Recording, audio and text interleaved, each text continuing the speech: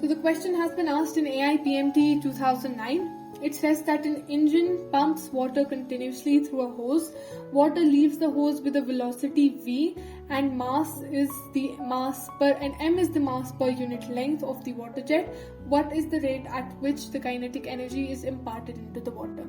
So in the question, we are given with a hose and we are given with the velocity of the water coming out from that hose, and that is v, and we're given with something as m, but this m is not the mass of water released. On the other hand, this m is equal to the mass upon length, that is mass per unit length. That is something that we're given in the question. We have to find the rate at which kinetic energy is imparted into the water inside the hose or the pipe. Now, what the question is basically asking for is the rate of change of kinetic energy, or the rate at which the kinetic energy is imparted into the water. That is kinetic energy divided by time, right? Delta kinetic energy divided by delta time is going to give us the rate at which the kinetic energy is imparted into the water.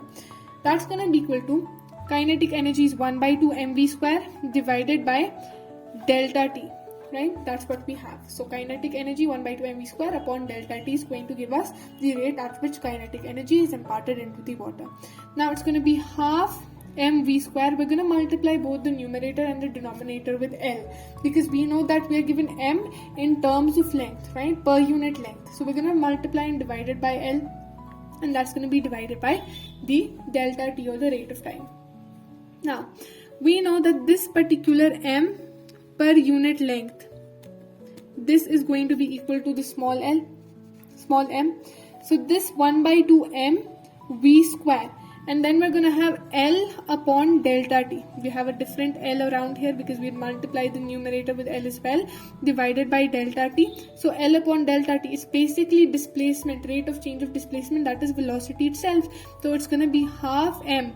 Here is we've got v square already, and then multiplied by rate of change of displacement, that is velocity itself.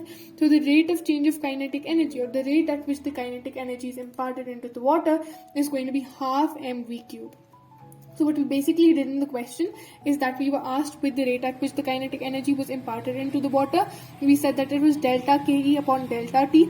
We found the the formula for kinetic energy, that was half mv square, and divided it with the time. Now, the mass was not exactly given as the mass, on the other hand was given as mass per unit length. So we multiplied the numerator and divided this entire term by L. So multiplied L in both the numerator and the denominator. We know that m upon L is given to us, that is small m, right? So 1 by 2 m v square as comes back as it is, and multiplied by L by dt, rate of change of displacement, that is again v. So 1 by 2 mv square dot v multiplied by v, that's going to be 1 by 2 mv cube, and it's the general formula of kinetic energy per second. So if you just remember the formula, the question will be solved much more faster. So kinetic energy per second, imparted per second, is equal to half mv cube.